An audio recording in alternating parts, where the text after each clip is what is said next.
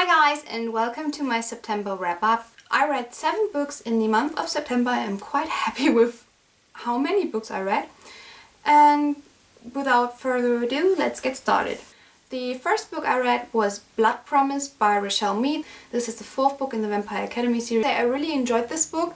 It was quite heavy at times and really scary and really tough and whoa. The development of Rose in this book was just so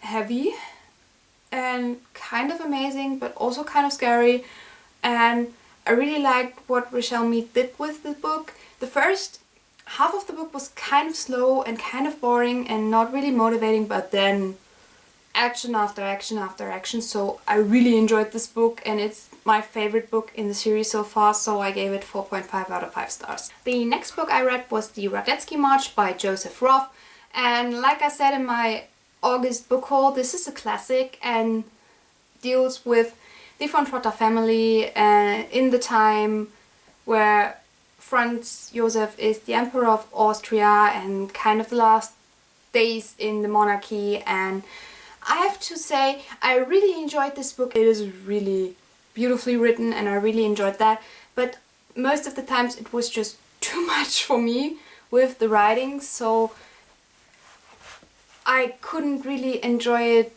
for a long time and needed to stop at times. But I overall really enjoyed the story of the von Trotter family, and I'm going to read the second book in the duology probably really soon, so I can just recommend this book to you. But like with a lot of other books, I didn't really want to give it a rating to, so I didn't. The next book I read was Fairytale Chosen by Maya Shepard, and this is the first book in the Fairytale trilogy by Maya Shepard and deals with the Prince Leon, who is cursed and can only kiss the girl he really loves. If he kisses the wrong girl, he will be caught in terrible, terrible things, and no, he doesn't want that. So there is a selection to find the woman who's right for him, and it has a lot of fairy tale references, and I really enjoyed this book. It was really so funny. Hera was just an amazing character. I really loved her. She was so untypical as a main protagonist, and she was more man than a girl, but still you really had the girly parts of her, and I really enjoyed that. And so I can really just highly recommend this book to you. Go and check it out, especially if you like fairy tales, then it's just the perfect book for you.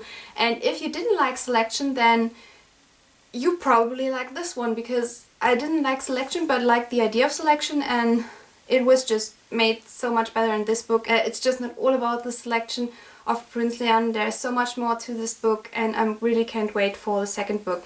I gave this 4.5 out of 5 stars. Then I read Blood and Chocolate by Annette Curtis Claus, and this book is about Vivian, who's a werewolf and lives in a new setting because her pack was attacked and her father was killed, and now all of them need to find back into life, and Vivian wants just to be a normal girl.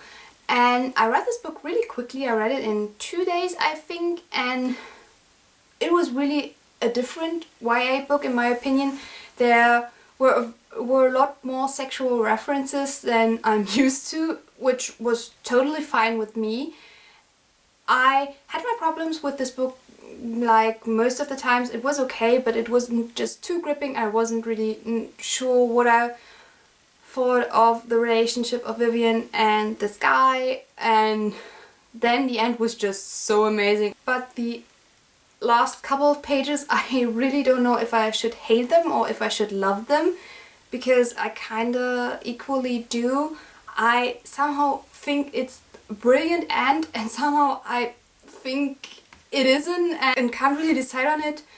And I don't know, but because of this ending, because of how it played together and the thrill at the end, I gave it 4 out of 5 stars. It's a really good book. Go and check it out and tell me if you enjoyed the end or if you didn't enjoy the end. The next book I read was the Book Circle book of September, and this is The Juwel by Amy Ealing. And actually I didn't want to read this book. because I've heard not so good things from Catty-tastic about it, and she really didn't like this book, and it looked a lot like Selection for me because of the cover. And then I heard that it was the Book Circle book of September, and this was really cheap to get, so I thought, okay, why not? And I'm really glad I picked this book up. It's probably one of my favorite books of this year, because it's so different. It's set in a dystopian world where the poor girls have to be surrogates for the rich people, for the royalty, because they can't really bear children anymore, and those girls have special gifts. I really love Violet as a character. I really love the setting of the world. The author really made me speechless most of the times. I was so shocked about certain events, and she constantly could shock me, but at the end it kind of didn't get to me that much anymore. I was still shocked, but it didn't stay with me, and I could get over it pretty quickly. And I pre-ordered the second book, but I'm not like I immediately need to know how the book series continues and what happens next. There is a bit of a cliffhanger at the end, but I'm totally fine with that.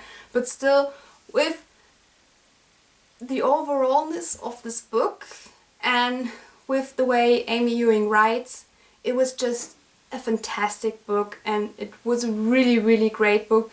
She gave so much thought into the world, even up to the names, which was like crazy. Some people may think the names are lazy or anything, but I think they really, even the names give you an idea of the society that it is, and that was just so amazing in my opinion, because the end couldn't grip me that much anymore. 4 out of 5 stars.